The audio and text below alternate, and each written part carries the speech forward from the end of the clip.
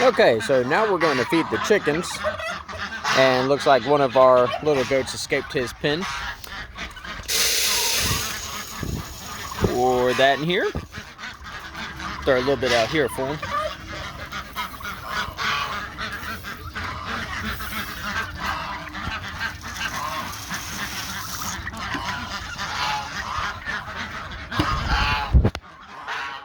And now we'll let them out.